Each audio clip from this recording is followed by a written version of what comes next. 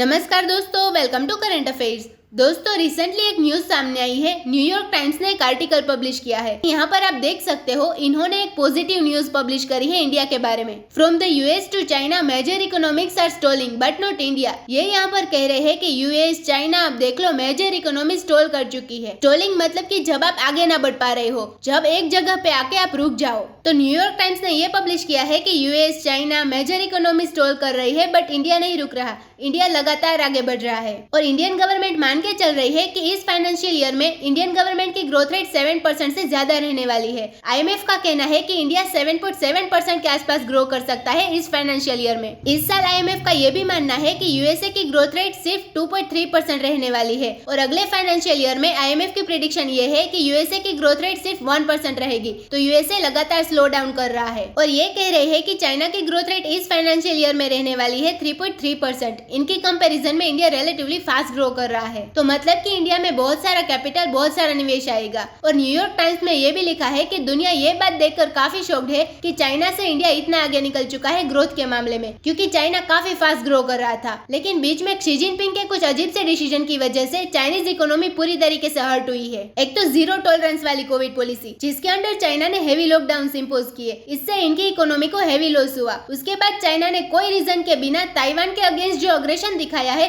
उसकी वजह से जो थोड़ी बहुत कंपनीज थी यूएस की, यूरोप की, ये भी धीरे धीरे चाइना से बाहर निकल रही है, क्योंकि एक इंडिकेशन मिल चुकी है वेस्टर्न वर्ल्ड में कंपनीज को कि चाइना ताइवान को लेकर कुछ बड़ा करने वाला है इन द फ्यूचर। तो अभी के लिए इस कंट्री में बिजनेस करना प्रॉफिटेबल नहीं होगा। उसके अलावा जो अग्रेशन दिखाया है क्वाड कंट्रीज के अगेंस्ट, उसकी वजह से हमने देखा है कि बहुत सारी फैक्ट्रीज चाइना से निकलकर वियतनाम, इंडिया या फिर कई और कंट्रीज में शिफ्ट हो चुकी है। उसके अलावा देखो तो बेल्ट रोड इनिशिएटिव एक फेलियर साबित हो चुका है। जिन कंट्रीज ने बेल्ट रोड इनिशिएटिव के अंडर बड़े लोन उठाए थे, सब आज के समय बैंकरप्सी फेस कर रही है। Like Sri Lanka, Pakistan, Myanmar, Kenya, all countries are suffering. Belt road initiative से किसी भी कंट्री में खुशहाली नहीं आई है। तो यहाँ पर हम काफी कुछ डिस्कस करेंगे, सो इस वीडियो को एंड तक जरूर देखिएगा। और आपने अभी तक हमारे चैनल को सब्सक्राइब नहीं किया है तो जरूर से सब्सक्राइब कर लीजिएगा, ताकि हमारी वीडियो की लेटेस्ट नोटिफिकेशन आप सभी को सबसे पहले मिल सके। नाउ न्यूयॉर्क टाइम्स के आर्टिकल्स को देखोगे तो इंडिया के बारे में काफी पॉजिटिव बातें लिखी है कि इंडिया की जीडीपी लगातार ग्रो कर रही है, इंडिया ने बहुत ही प्रॉपर तरीके से इन्फ्लेशन को मैनेज किया है। तो ऐसा नहीं है कि इंप्रूवमेंट की अब कोई आवश्यकता नहीं है, लेकिन जो चीजें हैं उससे हम बेहतर कर सकते थे। लेकिन यूएस, चाइना, बाकी कंट्रीज से कंपैरिजन के तौर पर देखें तो इंडिया ने इन्फ्लेशन अच्छे से मैनेज करी है, इन्वेस्टमेंट्स लगातार हमारे यहाँ आई है। उसके अलावा हम लगातार ग्रो भी कर रहे हैं कोविड-19 पेंडेमिक के बाद भी। लेकिन इंडिया के लिए प्रॉब्लम यह है कि सिंस ग्लोबल इकोनॉमी अब धीरे धीरे स्लो कर रही है, तो इसका नेगेटिव इम्पैक्ट कहीं ना कहीं हमको आएगा ही। हम इससे बच नहीं सकते। हम ये नहीं कर सकते कि हम लगातार ग्रो करते रहेंगे, ग्लोबल इकोनॉमी स्लो होती रहेगी, यूएसए जैसा देश सिर्फ 1% ग्रो करेगा और दुनिया में कहीं कुछ इम्पैक्ट नहीं आएगा, ऐसा कुछ होने नहीं वाला। और आईएमएफ के चीफ इकोनॉमिस्ट ने भी ये कहा है कि दुनिया ग्लोबल रिसेशन के किनारे पे आने वाली है और इसका कहीं ना कहीं इम्पैक्ट इंडिया पे होगा।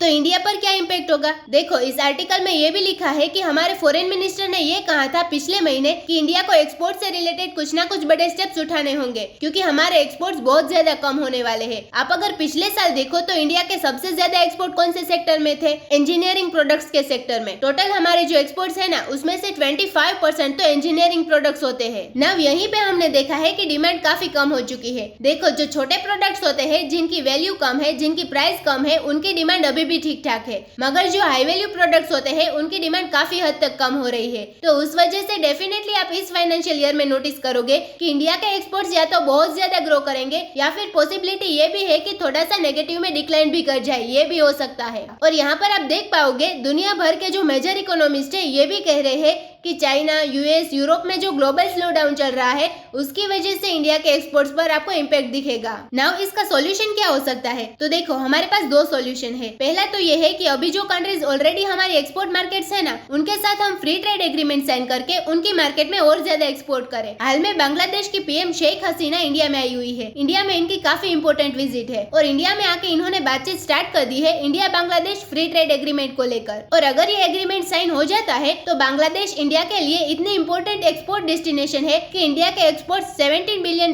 बढ़ सकते हैं अगर ये एक एग्रीमेंट साइन हो जाता है। बांग्लादेश इकोनॉमिकली इंडिया के लिए बहुत इंपॉर्टेंट है। जो हमारी टॉप 5 एक्सपोर्ट डेस्टिनेशन है, नंबर 1 पे यूएसए, नंबर 2 पे China, number 3 UAE, number 4 Bangladesh है और नंबर 5 पे रिसेंटली नेदरलैंड्स आ चुका है। तो चाइना को तो हम इतना एक्सपोर्ट कर नहीं पाएंगे। यूएई के साथ तो वैसे ही हम फ्री ट्रेड एग्रीमेंट कर चुके हैं, तो यूएई को हमारे एक्सपोर्ट्स बढ़ने वाले हैं। यूएसए के साथ मेरे हिसाब से डेफिनेटली एक लार्ज फ्री ट्रेड एग्रीमेंट हमको करना चाहिए, जिससे यूएसए की मार्केट का और बड़ा एक्सेस हमको मिले और हमारे एक्सपोर्ट्स कम ना हो। नाउ एक तो ये स्टेप हो गया कि ऑलरेडी जो आपके बड़े ट्रेडिंग पार्टनर्स हैं उनके साथ एक्सपोर्ट्स और बढ़ाओ। दूसरा स्टेप ये है कि जो एरिया अभी आपने एक्सप्लोर नहीं किया, for example south America. South America huge continent है। हमारे foreign minister recently south America के टूर में भी गए थे और वहाँ पे उन्होंने कहा कि ट्रेड के मामले में अभी साउथ अमेरिका के साथ बहुत पोटेंशियल है। बहुत कुछ इंडिया एक्सपोर्ट कर सकता है साउथ अमेरिका को। उसके अलावा अफ्रीका, ये दो रीजन में कहूंगी, साउथ अमेरिका और अफ्रीका। यहाँ पर अगर इंडियन कंपनीज प्रॉपरली फोकस करे तो इंडिया का एक्सपोर्ट आराम से 20 से 30 बिलियन डॉलर इन्हीं दो रीजन के दम पे बढ़ सकता है। तो ये कुछ स्टेप हमको लेने पड़ेंगे, नहीं तो ग्लोबल स्लोडाउन का इम्पैक्ट इंडिया पर भी पड़ेगा और इसकी वजह से जॉब लॉसेस होगी। अगर जॉब लॉसेस हुई तो हमारी ग्रोथ पर भी और ज्यादा नेगेटिव इम्पैक्ट आएगा। तो जॉब लॉसेस को काउंटर करने के लिए हम और क्या कर सकते हैं? देखिए, गवर्नमेंट ने एक काम तो स्टार्ट कर दिया है। गवर्नमेंट जॉब्स रिलेटिवली पिछले साल से आप कंपेयर करोगे तो थोड़ी बहुत अभी ज्यादा नहीं स्टार्ट हुई है, अभी भी इसमें इंप्रूवमेंट की आवश्यकता है और भी गवर्नमेंट जॉब्स आनी चाहिए, क्योंकि और जगह सिंस आपके एक्सपोर्ट्स कम होंगे, लोगों के पास रोजगार की आवश्यकता कम होने वाली है। उसके अलावा आप अगर देखो तो इंडिया को और ज्यादा यूनिकॉर्न्स चाहिए होंगी और स्ट्रॉन्ग स्टार्टअप्स चाहिए होंगी। ये जो स्टार्टअप्स है, जो हमारी यूनिकॉर्न्स बन चुकी है, इनसे भी हजारों लोगों को रोजगार मिलता है। और इस फाइनेंशियल ईयर में पहले 6 महीनों में आपने देखा होगा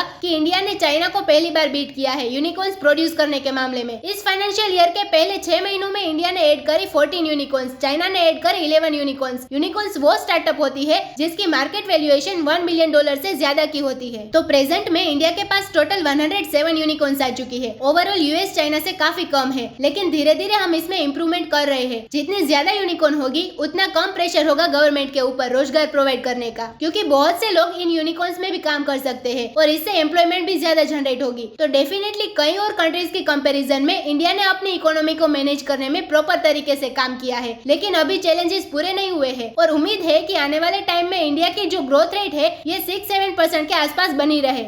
तो इसी नोट के साथ वीडियो करते हैं खत्म। उम्मीद है यहाँ पे आपको काफी कुछ जानने को मिला होगा। Thank you for listening.